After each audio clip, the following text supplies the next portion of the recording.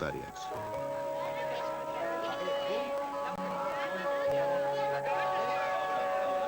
Yo veía que, claro, la economía nuestra iba en disminución, pero en mucha disminución. Y claro, llegó un momento en que prácticamente no me daba ni para comer. Es cuando más arroz he comido en mi vida, ¿no?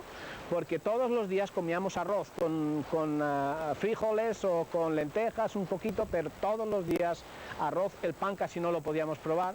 Entonces, pues eso, te dicen pues que hay más gozo en dar que en recibir, que pues que Dios ama al dador alegre y demás, bueno, pues con frases así bíblicas, pero lo cierto es eso, que son los propios testigos, porque no viene nada de dinero de la central, es al contrario, el dinero sale de las congregaciones y son los hermanos los que se dejan el dinero. De este modo, pueden conseguir ingresos como los que se reflejan en esta nota que corresponde a una pequeña congregación del barrio obrero de Vallecas. Con estas fuentes de ingresos han levantado en Ajalbir su sede central, desde donde se controla la actividad de los más de 80.000 seguidores españoles. Solo en la reforma y ampliación de estas instalaciones, la Sociedad de los Testigos de Jehová ha gastado 1.200 millones de pesetas. A estas cifras hay que añadir el trabajo gratuito realizado por muchos testigos en sus horas libres. Y bueno, como se mencionaba al principio de la carta, en Jueces 5.2, para el tiempo de los jueces se decía que el pueblo se ofreció de buena gana y como colaboradores de Jehová también, como congregación y como pueblo, nos ofrecemos de buena gana. Así que si disponemos de alguno de estos días que se han mencionado, no todos necesariamente, si uno dispone de todos, excelente. Pero si disponemos del lunes o el sábado o el domingo para poder colaborar con nuestros hermanos en Betel para el adelanto de esta construcción, será de mucha ayuda. Yo venía a las 11 no de trabajar, venía de estar con ellos, que es que eran igual las 11 de la noche. Entonces yo llegaba a casa y luego no podías tener relación con él tampoco porque tenía que estar estudiando. Igual me daban las 2 de la mañana estudiando, porque al otro día tenía que salir de trabajar a las 7 de la tarde e irme a una reunión, o irme a una casa a dar con ellos el testimonio. Y claro, pues a mí se me hacía un poco duro dejar a mi marido y esto. Llegaron a decirme que me separase de él. Los testigos lo que dicen siempre es que ellos unen a las familias, porque lo que hace de uno ser mejor persona, pues porque desarrolla cualidades, pues la humildad, la bondad, el no mentir, o sea, una serie de cosas, ¿no? Pero en realidad eso no es así, o sea, eso es cuando todos los miembros son testigos, porque como una sola persona se ve a ella sola y su familia no sea testigos, lo que verás es que con el tiempo va dejándolo todo por los testigos. La dedicación es uno de sus rasgos, pero también lo es la obediencia a las enseñanzas de la Biblia que la propia organización tradujo, manipulando aquellos pasajes de las Escrituras que debían servir a sus objetivos. La traducción del Nuevo Mundo de los Testigos de Jehová fue hecho por un comité compuesto, creo, de unas 5 o 6 personas, también de la sociedad Watchtower, ¿no? En fin, estos hombres al final sacaron lo que se llama la traducción del Nuevo Mundo de los Testigos de Jehová, que tiene partes muy bien traducidas, pero otras partes que yo he estudiado después sin vehemencia e imparcialmente, que están verdaderamente adulteradas, verdaderamente alteradas, especialmente aquellos pasajes donde la palabra de Dios enseña la divinidad de Cristo. Particularmente esos textos están torcidos. Un testigo de Jehová no puede cuestionar de que aquello que está allí escrito no es como tiene que ser. No lo puede hacer. ¿Por qué? Porque sería expulsado. De este modo, la organización ha convencido a sus seguidores de que los textos bíblicos prohíben las transfusiones sanguíneas. No comeréis la sangre de ninguna carne. Esta frase de Levítico, interpretada adecuadamente, impide a todos los testigos de Jehová recibir o donar sangre aún en caso de extrema gravedad. ¿Se puede llegar a morir en el nombre de Jehová? Sí. Sí, porque estaba con ellos y eran los que me apoyaban en todo. Entonces ahí entras y como ya el mundo lo tienes que olvidar, estás solo con ellos. Te apoyan. Si tienes esas cosas de sangre y tal, como ya te dan esas tarjetas para que te pongan otras transfusiones, otras cosas, pues entonces sí lo hubiese hecho. Y para ellos, desde luego, es un orgullo, igual que los que estaban en la cárcel por no hacer la mili. Es un orgullo dejar morir a alguien por no haberle puesto transfusión de sangre, o estar en la cárcel por no hacer la mili. Para ellos es un orgullo, como diciendo, bueno, pues somos los únicos. No, para ellos no te creas tú que se sienten muy bien. En pocas palabras, la organización dice, hay que morir antes que salvar la vida violando esa norma. La ley española es taxativa en este aspecto y consagra la vida humana como un derecho inalienable por encima de cualquier otro. Por ese motivo, varias sentencias judiciales como esta autorizan expresamente a los médicos para que realicen transfusiones incluso contra la voluntad del paciente. Pero si en algo hacen hincapié los testigos de Jehová es en la cercanía del fin del mundo. El primero en señalar una fecha para tan singular acontecimiento fue su fundador, Charles Russell. Él aseguraba en su literatura y en la Atalaya que en 1914 los gobiernos del mundo serían derrocados y que sería establecido el reino de Dios y que ellos, los testigos, que entonces se llamaban estudiantes de la Biblia, irían al cielo en aquella fecha. Que por supuesto nada ocurrió, se pospuso al 1915, que tampoco ocurrió, y en el 16 el hombre murió, me imagino terriblemente acongojado por ver que esta profecía tan tremenda, que hizo que muchos miles incluso se fueran de la organización, que no se había cumplido, ¿no? Tras este error, los testigos han insistido en diferentes fechas sin publicarlas oficialmente. Con la llegada del fin de siglo han reiterado otra teoría. 1914 sería el año de partida para la cuenta atrás, y los que vivieron en esa fecha verán la llegada del fin del mundo. Para los testigos de Jehová va a ser bonito, para ellos va a ser bonito, porque todos vamos a ser destruidos. Pero claro, ellos se van a quedar. Ese es el señuelo que te dan y que parece un cuento de hadas, pero así es como captan a las personas, porque así he captado yo a muchas personas, me captaron a mí y yo capté a muchas personas, ¿eh? Los errores se suceden y también las contradicciones internas en la cúpula dirigente. Los testigos de Jehová que llegan a nuestras casas están convencidos y entregados a una organización que defrauda en lo más importante. Toda la cúpula que hay en Brooklyn y demás, ellos saben perfectamente lo mismo que sabían en el 25, lo mismo que sabían en el 75, que no iba a venir ningún fin del mundo. Y ellos lo saben y están jugando con las personas, ¿no? Entonces para mí eso es lo más duro. O sea, yo es que no sé cómo pueden tener la conciencia tranquila, ¿no? Ay, no lo recomiendo a nadie.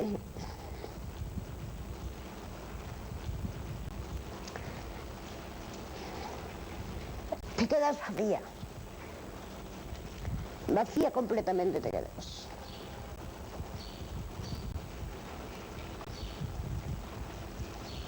Es muy doloroso, muy doloroso. Yo fíjate que hace... Y yo tengo la posibilidad de que yo tengo mucha familia religiosa. Y bueno, me han ayudado, ¿no? Pero... te quedas... desconfiando de todo el mundo. Sin fe te quedas, no sé, muy mal, muy mal.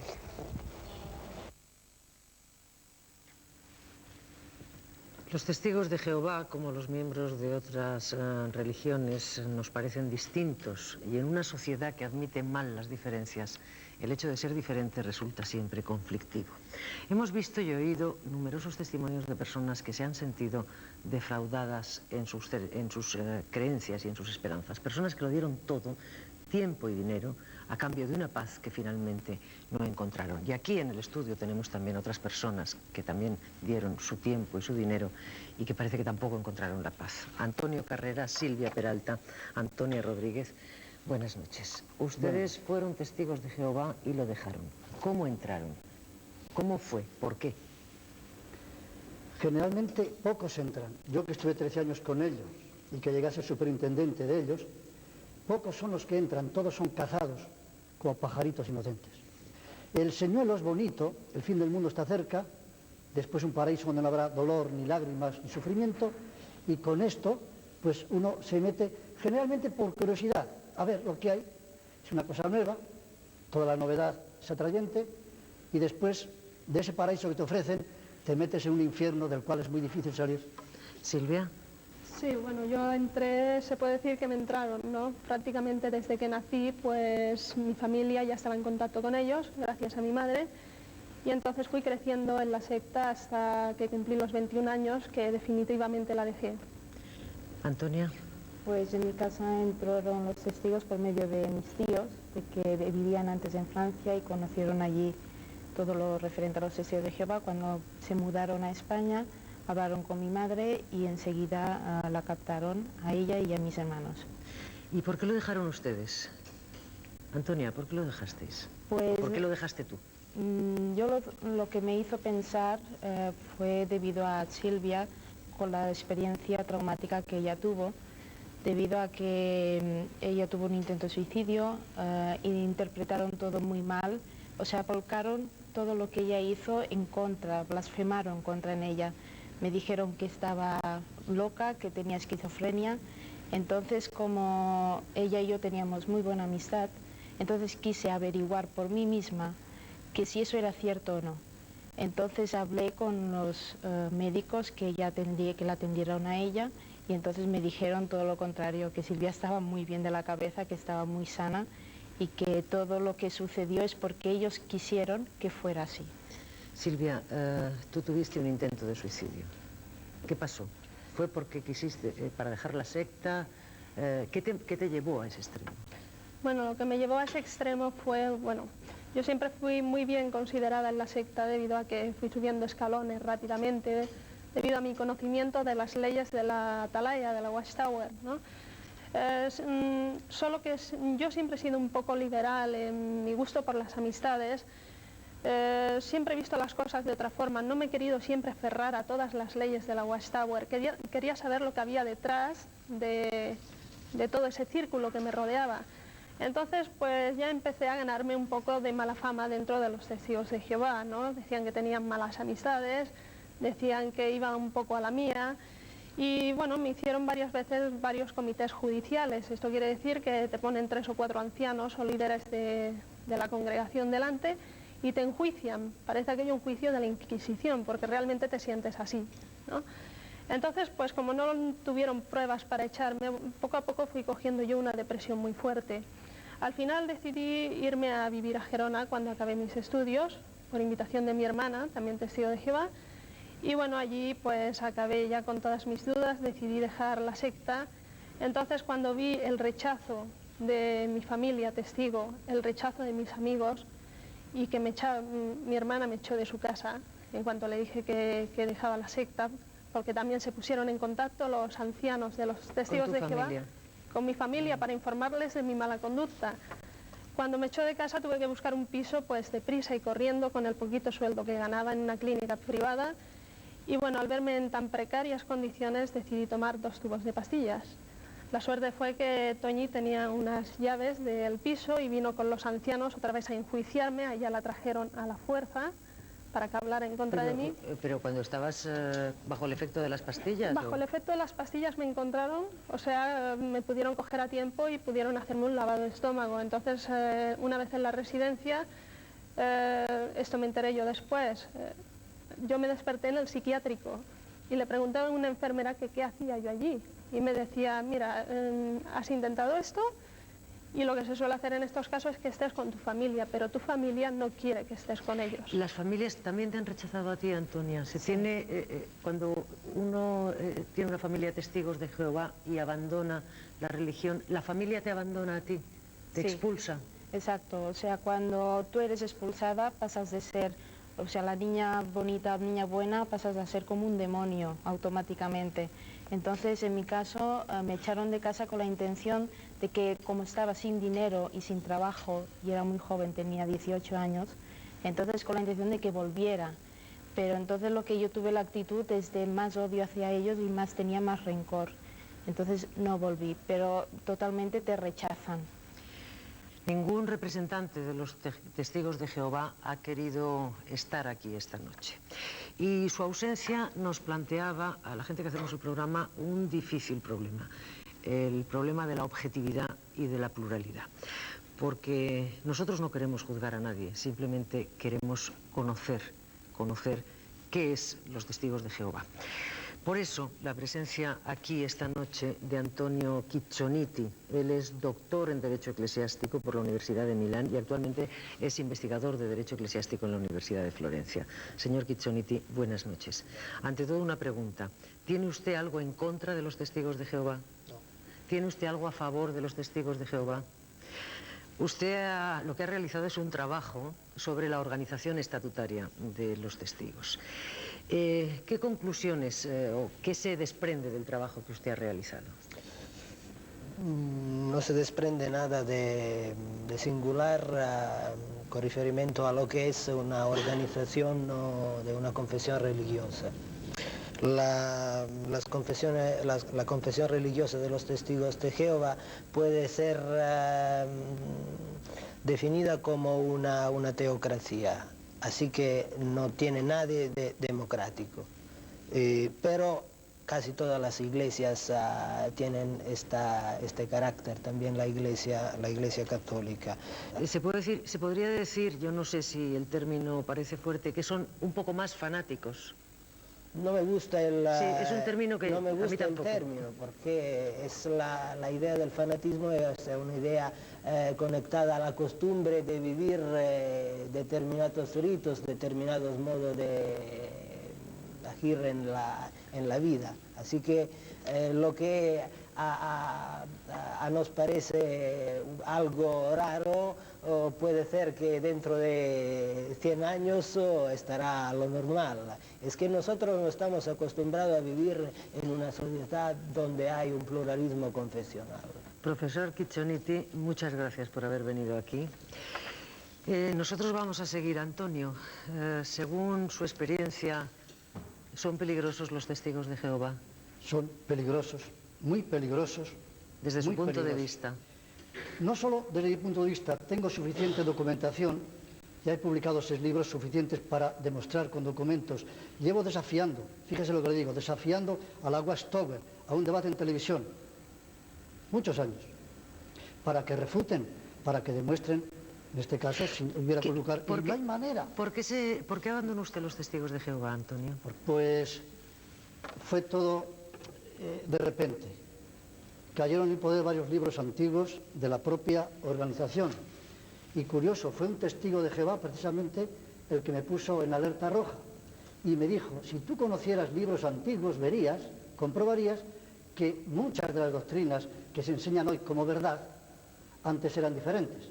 Aquello ya me hizo pensar, investigué y se derrumbó todo como un castillo de naipes, se derrumbaron todas las ilusiones de 13 años. ¿Y cuando usted salió, pasó algo o no pasó nada? ¿Se salió y no tuvo ningún problema? Yo quise hablar, quise manifestar por qué abandonaba y no me dieron oportunidad. Fue expulsión, pero bueno, esto lo hacen con todo el mundo, claro. Que no esté de acuerdo, lo expulsan rápido. Esta noche nos acompaña también Juan José Busoni. Señor Busoni, usted asegura que los testigos de Jehová le han estafado 140 millones de pesetas o alrededor de 140 millones de pesetas. ¿Nos puede contar muy brevemente por qué les acusa o por qué asegura usted que...? Yo no aseguro. Yo creo haber sido estafado por más de 140 millones de pesetas y tengo algunas pruebas para ello y por eso efectué una denuncia en la comisaría de Móstoles. La comisaría de Móstoles, la policía judicial, juzgó que tenía razón y entonces detuvieron al, según mi opinión, estafador, según la justicia, presunto estafador, en un bloqueo de carreteras, en un control de chequeo. Y está pendiente, en un procedimiento abreviado, desde el día 7 de julio de 1987. También, si se puede contar el tipo de estafa al que usted se vio sometido. Sí, cómo ¿Qué no. pasó? Sí, cómo no. Cuando estos señores se ofrecieron a nosotros como distribuidores del producto que fabricábamos, yo no los quería porque consideraba que los testigos de Jehová debían de hacer su labor en la iglesia y yo debía hacer mi labor vendiendo el producto. Pero resultó que al ser un producto nuevo era muy difícil conseguir aquí distribuidores. Y entonces se me presentaron estos señores y después de hacer constar que no podíamos admitir que se predicara al mismo tiempo que se vendía el producto, llegamos al acuerdo para que fueran mis distribuidores en exclusiva en toda España, quitando 5 zonas que ya estaban otros señores. Cualquiera se puede preguntar por qué. Pues porque los consideré que eran persistentes, luego no se iban a amilanar y que sabían hablar. Me habían vendido a mí la idea. a pesar de ser racional. Usted se apoyó en unas personas para que distribuyeran un producto. ¿Y qué pasó? Yo contraté a unas personas para que me distribuyeran el producto. ¿Y qué pasó después? Una sociedad anónima, en principio, comandada por Cesario Munera Molina. Y entonces ellos retiraban mercancía, la pagaban, retiraban mercancía y íbamos muy bien. En el mes de octubre de 1987 me ofrecieron un trato. Me compraban un bloque, yo descontaba las letras y entonces hacíamos una campaña publicitaria, aparte de los 100 millones de pesetas que habíamos gastado anteriormente. Les dije que de acuerdo y entonces firmaron letras a 60, 90, 120 y 180 días y se llevaron la mercancía. La mercancía la compraban, el producto del paquete de uñas, lo compraban a 729 pesetas, lo pagaban con el IVA correspondiente y ya está. ¿Cómo yo me atreví a dar tanto crédito? Pues porque ellos me presentaron su listado de facturas donde ellos habían vendido en solamente 3 meses, en solamente la delegación de Madrid, en exceso de 71 millones de pesetas. Todo producto mío. Pero vamos a ver, estas personas, yo creo que ya ha quedado muy claro cuál ha sido, o sea, una vez... Si usted me permite solamente darle un vistazo, documento de solicitud de licencia fiscal, sí. En un mes se dan de baja. Señor Gusoni, yo creo que a nuestros espectadores lo único que puede hacer es confundirles. Una vez les da usted la concesión, ellos ya no le pagan, no pagan esas letras que si las hubieran firmaron. pagado, las tendría yo en la mano. Bueno, las tiene todas usted. Y entonces, pero estas personas eran miembros de los Testigos de Jehová, pero no era la organización como tal organización. Es la organización sumergida. Yo no tengo un solo papel firmado por la Iglesia oficial. Todos los papeles son firmados por dirigentes y ancianos que han nombrado anteriormente, que dan trabajo a los predicadores que en un mercado normal de trabajo no pueden encontrarlo porque tienen que trabajar jornadas partidas y demás. Entonces, aunque la Iglesia, yo no puedo decir que se haya llevado una peseta de mi producto, lo que sí puedo decir es que al haber vendido por debajo del precio adquirido, no pagar las letras y pagar unas ciertas comisiones a los predicadores, la Iglesia ha salido totalmente beneficiada y yo he salido totalmente perjudicado. Señor Gusoni, muchas gracias a todos por estar aquí. Sabemos que no hemos agotado el tema, sabemos que los Testigos de Jehová seguirán concitando numerosas dudas y preguntas que quedarán sin una respuesta clara y terminante. Nuestro próximo asunto, ya se lo anticipo, va a ser doloroso. Hablaremos con unos padres convencidos de que alguien les robó a sus hijos nada más nacer. Les advierto que escucharemos testimonios tremendamente humanos que sembrarán una duda de inseguridad entre todos nosotros. No se vayan, volvemos en un momento.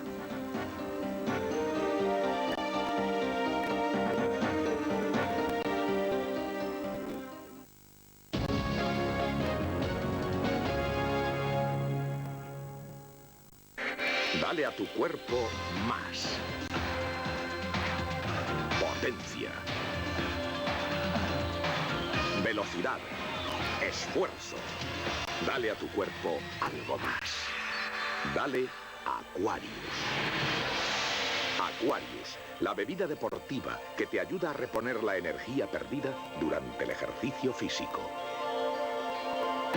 Aquarius, para llegar a más.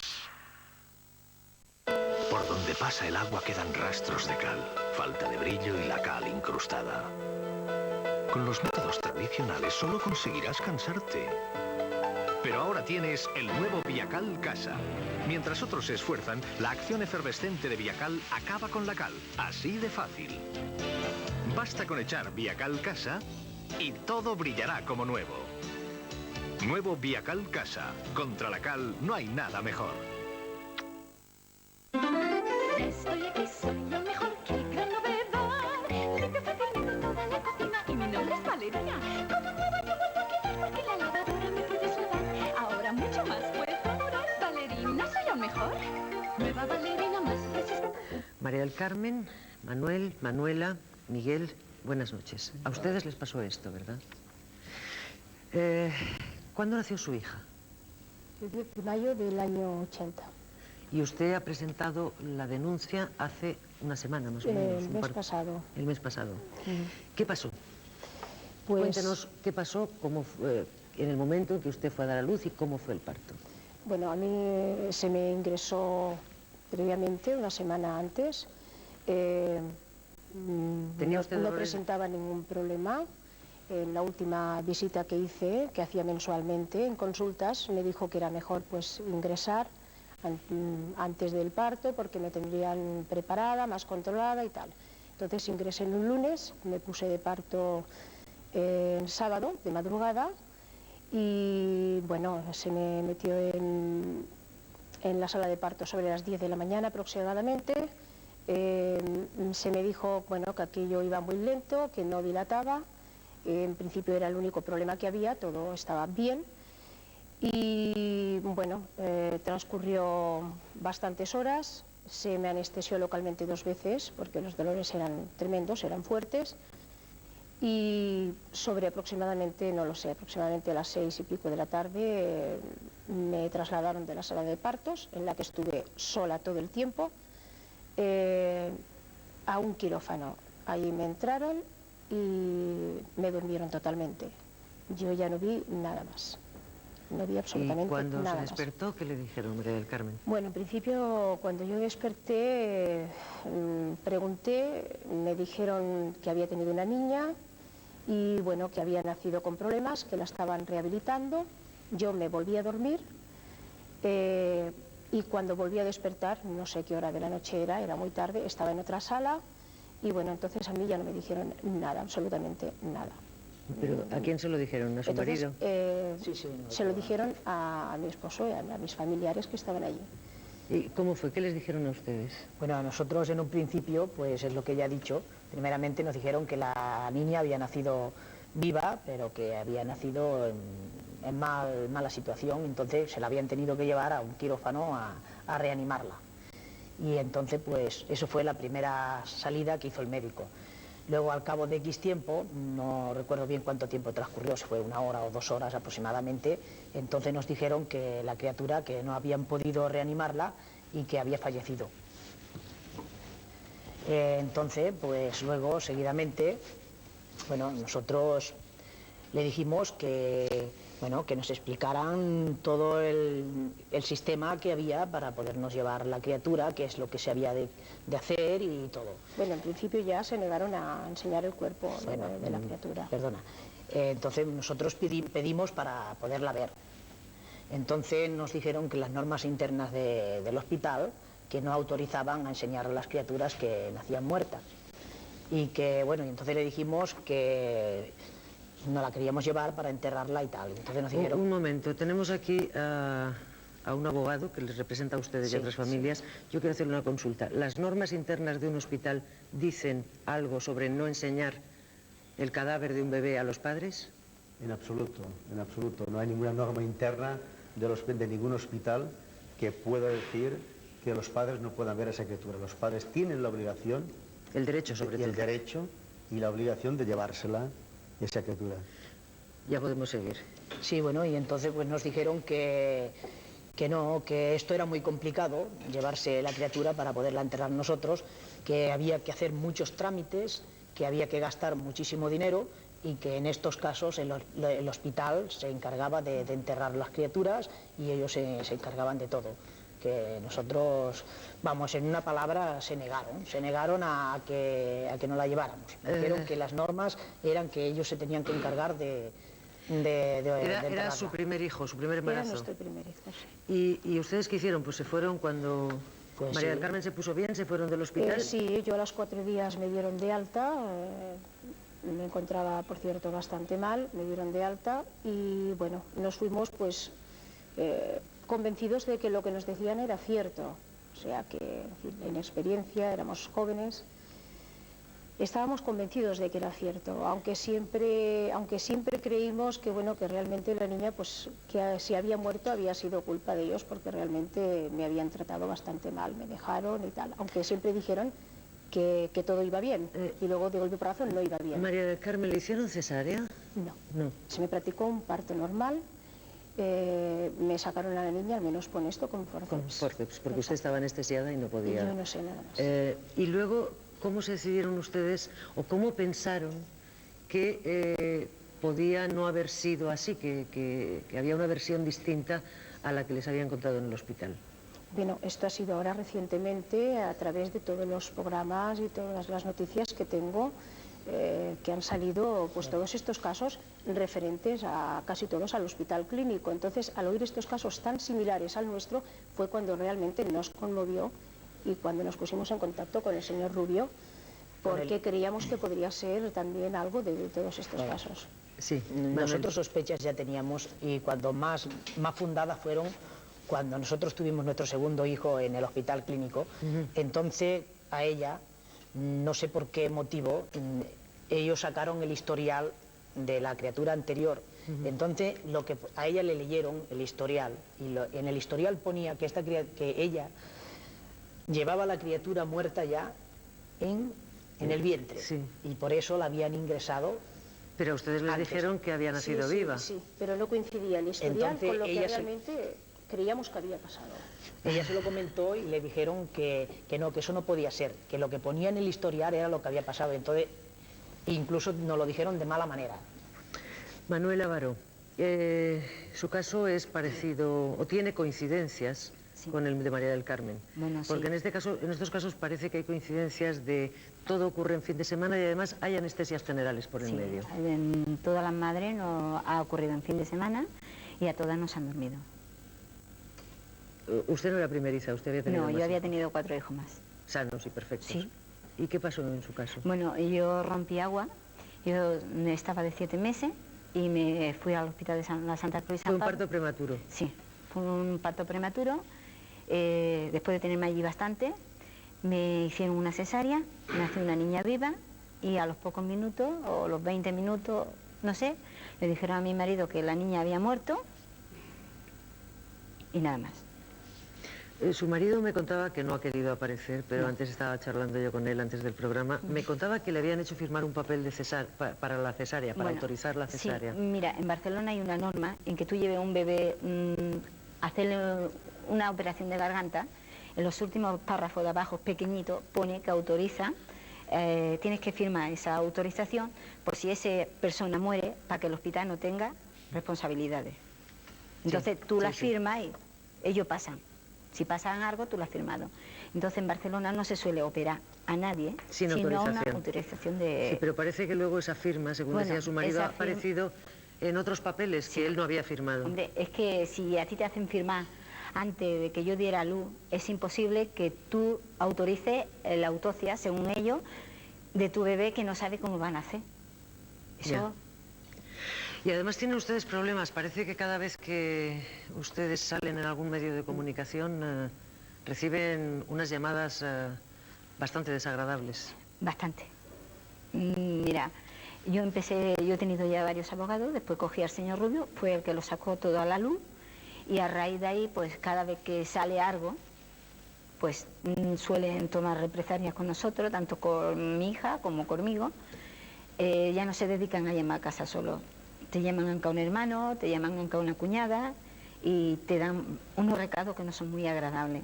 Te dicen, por ejemplo, pues que te van a quitar tu hijo o que si sigue te matarán a un hijo. ¿Y usted ha denunciado esto a la policía? Sí, bastante veces. ¿Y ha hecho algo la policía o no puede hacer nada? Mira, yo queja de la policía realmente no tengo. Cuando la he necesitado la he tenido. No han tenido suerte, no han cogido a esas personas porque son muy importante y no le conviene a la persona que los manda que los cojan. Pero además han agredido a su hija, que usted no nos lo está contando ahora, pero... A mi hija la primera vez que la agredieron fue en el 15 de agosto, hace 3 años, y a raíz de ahí, pues hasta hace pocos meses que la volvieron a agredir. ¿Y no tiene usted miedo ahora de estar aquí? ¿Por qué? De que la vayan otra vez a... Si yo mato a alguien, amenazar, ¿verdad que me llevan a la cárcel? Sí.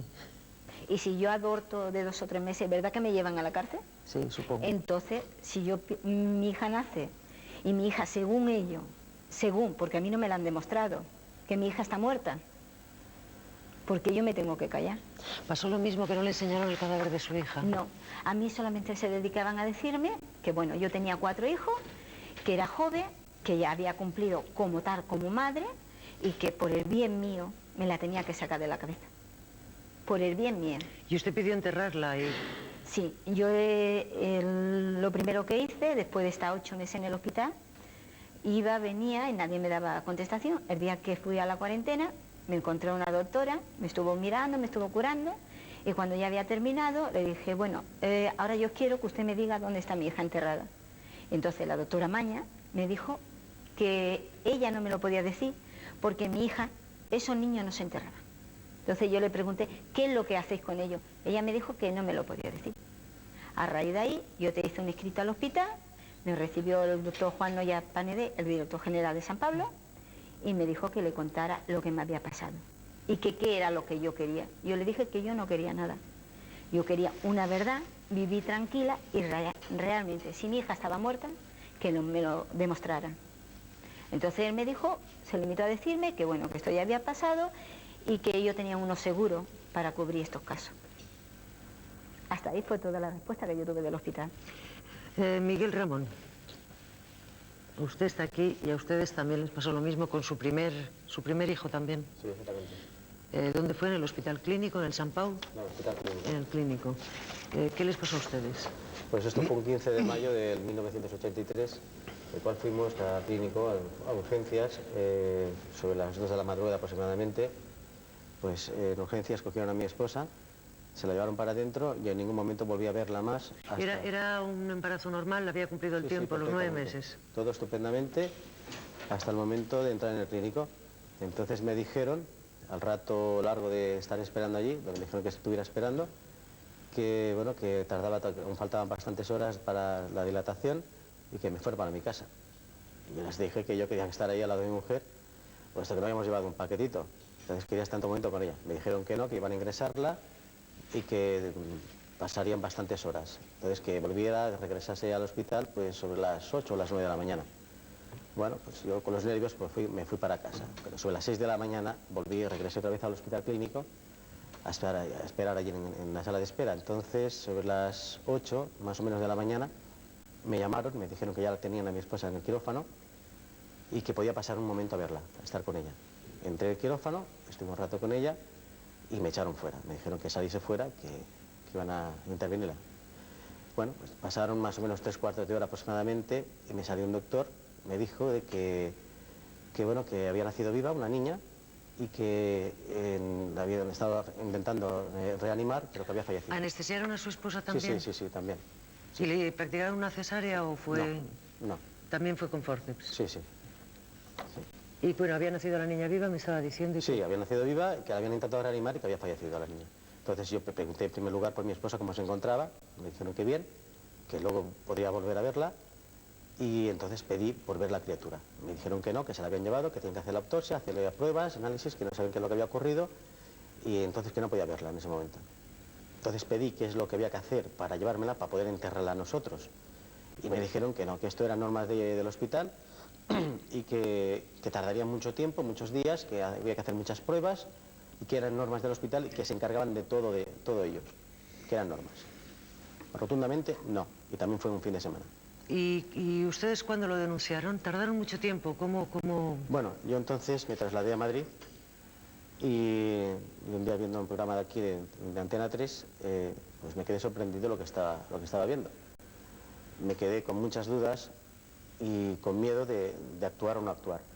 Al cabo de una semana, pues procedí, llamé aquí, Antena 3, y entonces me pusieron en contacto con el señor Rubio, el cual él, antes de hacer nada, investigó el caso nuestro. Y entonces, por lo visto, no rezaba mi mujer en aquel momento de que había estado ingresada en el clínico ni el 82, ni 83, ni 84. No consta que su mujer estuvo dando a luz en ese hospital. En aquel momento, desde luego que no. Yo no sé si ahora constará en el clínico. Pero en aquel momento no, y nosotros tenemos documentos que mi mujer ha estado ingresada en el clínico y ha dado a luz en el clínico. Señor Rubio, no sé, uno tiene sospechas cuando oye estas historias, pero uno no es nadie para sospechar. ¿Qué sospechas tienen ustedes? Bueno, en primer lugar, el tema que se plantea en este tema, que está en fase de instrucción aún, el tema, como digo, que se plantea es que, de momento, después de 3 años de instrucción, no nos han demostrado de forma fehaciente que estas criaturas se encuentren enterradas. Yo quisiera hacer una puntualización a la introducción que ha hecho usted con anterioridad, que ha dicho que oficialmente muertos al nacer, cuando hacía usted la introducción. Cuando decía oficialmente, decía la declaración del hospital, era muertos al nacer. No es oficialmente muertos. No es el registro civil. Exactamente. El único organismo oficial que puede certificar una defunción es el registro civil. Y el registro civil de Barcelona concretamente, en todos y cada uno de los casos, nos está diciendo que estas criaturas no están inscritas ni como fallecidas ni como nacidas. Por lo tanto, hemos de pensar nosotros que estas criaturas, y es justo pensarlo, se le haya podido dar un destino que no sabemos dónde, y aquí donde estamos, intentando investigar, a ver, ¿qué estas criaturas? Si realmente han fallecido, ¿dónde están? Hay una segunda lectura del tema. Después de todo el procedimiento, de toda la instrucción, se ha interpuesto otra denuncia global de los padres contra determinadas personas del centro sanitario por presunto delito de tráfico y sustracción de menores. ¿Por qué? Porque el propio hospital reconoce haber dado en adopción 70 criaturas nacidas en el propio Hospital Clínico y Provincial de Barcelona. Y entonces la pregunta que se hacen ellos, y me hago yo como letrado, es la siguiente. Si estas criaturas han sido dadas en adopción, el hospital entiende que han nacido allí, ¿qué se les dijo en su día a esas madres que alumbraron esas criaturas? ¿Les dijeron lo mismo que a mis clientas, en este caso, que habían nacido pero que después habían fallecido? Nosotros nos quedamos a la espera de saber qué va a pasar con toda esta historia. No sé qué... Lo que nosotros no sabemos es qué puede haber detrás. Lo que les deseamos de todo corazón es que ustedes sí lo sepan y se resuelva bien. Bien para todos. Muchas gracias por haber estado aquí. Estaremos pendientes de lo que diga la justicia en torno a este asunto. Nosotros vamos a seguir adelante. Nos vamos a ocupar a continuación de un crimen sin resolver. Un asesinato cometido hace 9 años y cuyo autor todavía permanece en la sombra.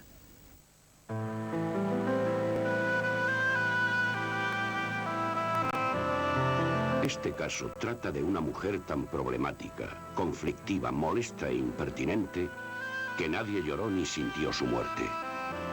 Un buen día desapareció y todos los que tenían trato con ella respiraron aliviados.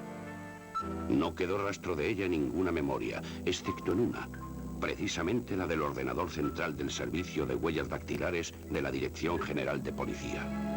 En 1992, un funcionario del Departamento de Policía Científica comprobó que el ordenador en que estaba trabajando le daba como identificada una huella que había permanecido como desconocida desde hacía años, antes de que el gabinete dactiloscópico se informatizara.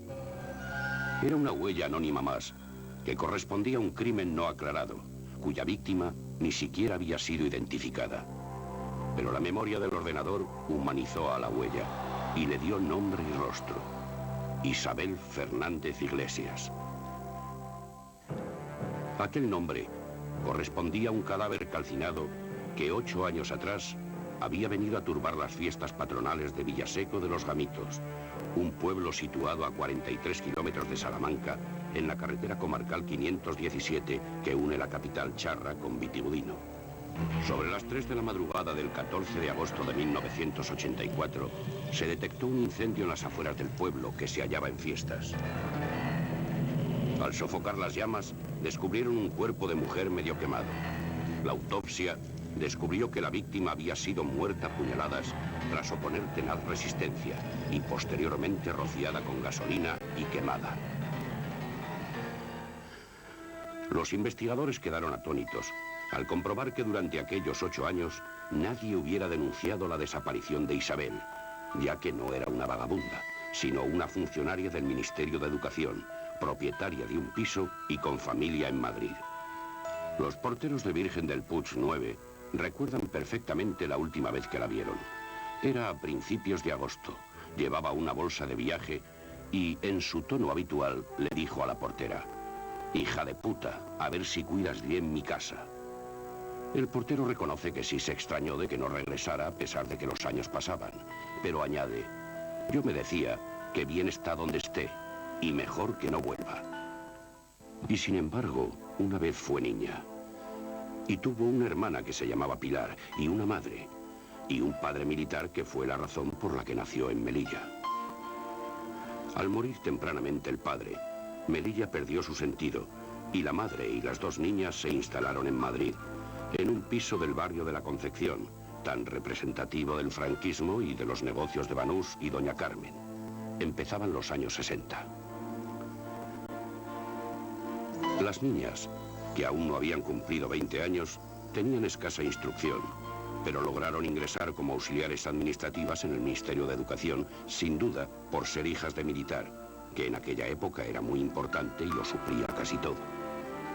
3 mujeres solas, aisladas en la colmena de cemento, desplazadas de su África colonial, sin relación con la gente normal. Trataron inútilmente de buscar la solución en el alcohol. Primero cayó la madre, de cirrosis. Fue tan duro el golpe que a partir de aquel día las dos huérfanas perdieron todo sentido del respeto y la dignidad. Y el piso de Virgen del Puig se convirtió en un espeluznante escenario de sus delirios alcohólicos. Tales fueron las broncas y los problemas que las dos hermanas causaron a la comunidad, que hubo vecinos que vendieron el piso y se marcharon a otro sitio con tal de perderlas de vista. Varias veces fueron internadas en centros psiquiátricos a causa del alcohol. Pilar e Isabel se trataban entre sí y trataban a todos, incluso a la vida, de la misma forma que ellas consideraban que la vida les trataba mal. Pilar sucumbió primero. Fue un día de enero a final de los 70. Isabel empezó a propinarle una paliza y Pilar, desesperada, huyó desnuda hacia la calle, aunque tuvo tiempo de coger un abrigo para cubrirse. La encontraron al día siguiente tumbada en un banco de Chamberí. Murió de frío. Isabel, ya absolutamente sola, se enfrentó a la vida a bofetadas. Resultaba tan problemática y agresiva en su oficina del Ministerio de Educación que todos respiraban tranquilos y no acudía. Y dejó de ir, aunque le seguían ingresando el sueldo en su cuenta corriente con tal de no verla. Salía de casa al atardecer y regresaba de madrugada. Solía hacerlo sin dinero, ni bolso, ni llaves, pero eso no la preocupaba.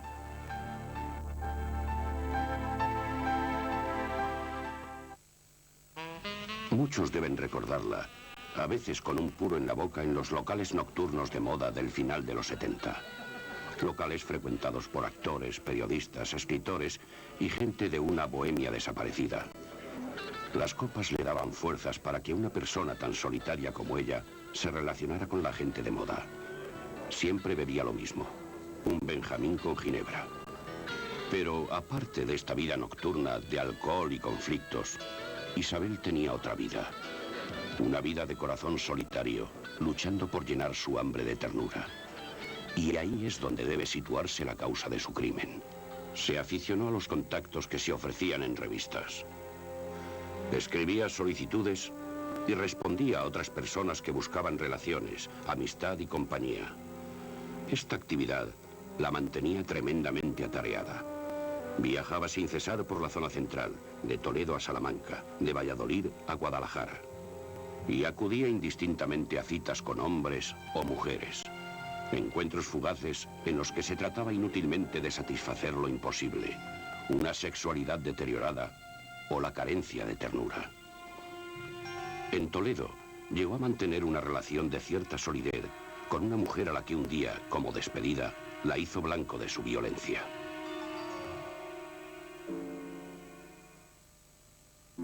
Los porteros de su casa la recuerdan saliendo a menudo con una bolsa de viaje, diciéndoles que se iba de vacaciones o que se iba a pasar una larga temporada fuera de Madrid. Sin embargo, casi siempre regresaba el mismo día o al siguiente como máximo. Otro contacto que no había funcionado. Por eso, no le dieron demasiada importancia a que el 4 de agosto de 1984 se marchara a un nuevo viaje tras llamar cariñosamente hija de puta a la portera. Pero aquel día Isabel sí iba a emprender un viaje largo, un viaje sin retorno. Lo que ocurrió no es difícil suponerlo. Se reunió con un hombre, probablemente en Salamanca, que pretendía llevarla a algún lugar entre Villaseco de los Gamitos y Vitigudino. Probablemente ella quiso parar a tomar algo al ver que había fiestas. Y el acompañante se negó porque podían conocerle en la zona y no se sentía demasiado orgulloso de su conquista. Debió acuchillarla en el mismo coche, nada más salir del pueblo.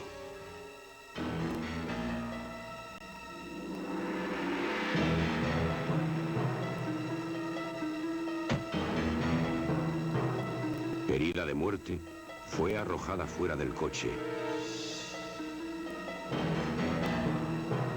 y rociada con gasolina. El asesino debía viajar siempre con una lata de gasolina de repuesto, típico de los hombres del campo, que tienen otros vehículos y ninguna gasolinera en las inmediaciones. Este dato es clave para su identificación. Al asesino de Isabel hay que situarle como vecino de esta zona entre Salamanca y Vitigudino. Vecino o propietario de una casa de veraneo o cliente habitual de algún hotel de aquella carretera. Un hombre solitario también, frecuentador de las secciones de contactos de periódicos y revistas.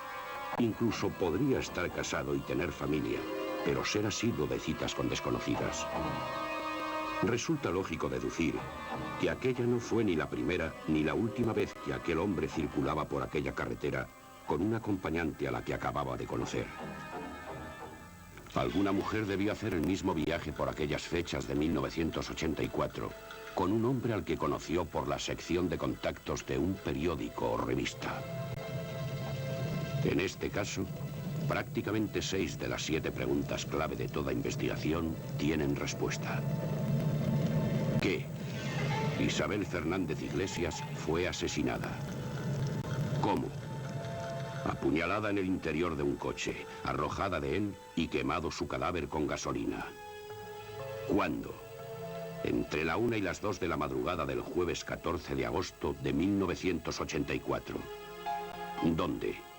A 43 kilómetros de Salamanca, en la carretera que va a Vitigudino a la salida de Villaseco de los Gámitos. ¿Por qué? Probablemente, el asesino actuó agobiado y fuera de sí por el violento comportamiento de Isabel. ¿Para qué?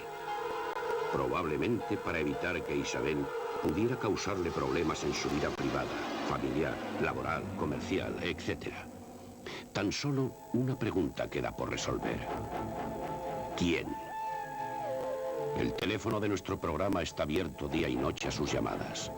Estas, salvo caso excepcional, no serán hechas públicas, sino que serán remitidas directamente a los investigadores de este caso. Alguna mujer tuvo que vivir una experiencia parecida a la que tuvo la impertinente Isabel, y que tan caro le costó.